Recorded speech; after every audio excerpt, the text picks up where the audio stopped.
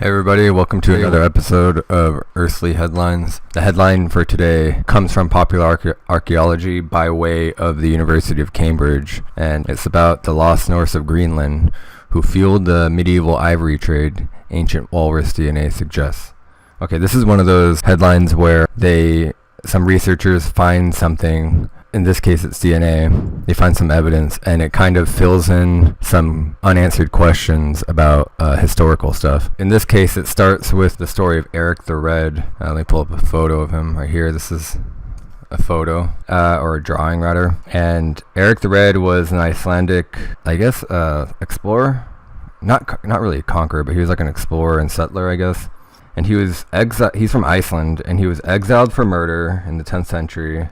So he went to southwest Greenland. Him and supposedly a bunch of other people. I don't know the details of that. He established the first Norse settlement, and then 200 years later, the population numbered in thousands. They even had giant cathedrals, and they had their own bishop and all that kind of stuff. But then the mystery of Erik the Red and that colony was by the end of the 15th century, they disappeared, and the only things that remained were ruins. So why did this happen? A lot of theories include climate change and inability to adapt their farming techniques. If you can imagine, Greenland was, even though it was warming back then, it was pretty hard to sustain yourselves on a place like Greenland for, well over years. And not just sustain, I mean, these guys thrived. So what was it exactly that allowed them to do that? Well, going back to the article here, it has to do with walrus tusks or ivory. Back then, ivory was a huge luxury item and was in high demand. Basically, the Norsemen in Greenland, they had a monopoly on the trade. So in a way, Erik the Red is the first overseas Viking entrepreneur, which is pretty cool. The article's kind of, I'll link to it, and you guys can read it for yourself. It's a really interesting read, and it's very neat. And I love hearing stories like this because this was a huge mystery for a long time. I mean, people had their theories and stuff like that, and I'm sure some people called it, but this article kind of leaves very little doubt about what was going on. So the researchers from the University of Oslo and Cambridge, all right, this is what happened. They took offcuts from tusks and skulls of these walruses, and they analyzed their DNA. They found these offcuts from a group of medieval trading centers operating between 900 and 1400 CE, right in that time period of when this colony was around. Their findings were published in the Proceedings of the Royal Society B, which I also have a link to in the description and at the bottom of the video. And what they discovered was an evolutionary split in the walrus. During the last ice age, which wasn't that long ago, the Atlantic walrus divided into two ancestral lines. One was eastern and one was western, right? So the eastern walrus was more widespread across the Arctic, and the western was limited only to the waters between western Greenland and Canada. That's one of the findings that they found. From the year 900 to 1100, the ivory that they examined was sourced from eastern walruses. But from 1100s onward, it was sourced from the western lineage of walruses. From this, they could kind of extrapolate that Greenland had become the main supplier of ivory to Western Europe during that time. Now, if you take this information and you kind of place it in the context of the time, then it gets really interesting. So the change in the ivory trade coincided with the flourishing of the Norse settlement. This is that time period again.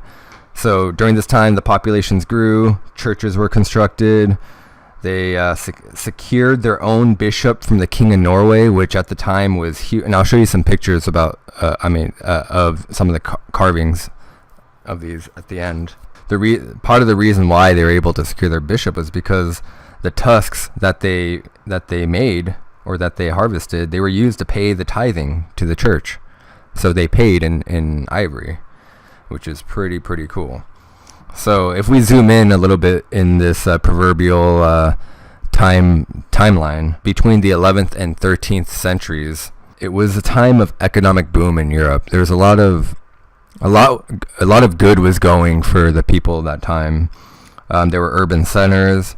There was widespread trade and commerce, especially for luxury goods at the time. There was a stratified society. There were up an elite class. There were classes below that. But there was something for everyone to do, so to speak. During this time also was the 12th century Renaissance. Not the later Renaissance, where they were drinking coffee and everything. But there was a Renaissance before this, right before what's called the Little Ice Age, which we'll get into in a bit. So these all factor into why Greenland settlement lasted so long, because they were surviving on being the ivory dealer, basically. Erik the Red and his people they successfully, well, Erik the Red anyway, he was an outlaw because he was wanted for murder.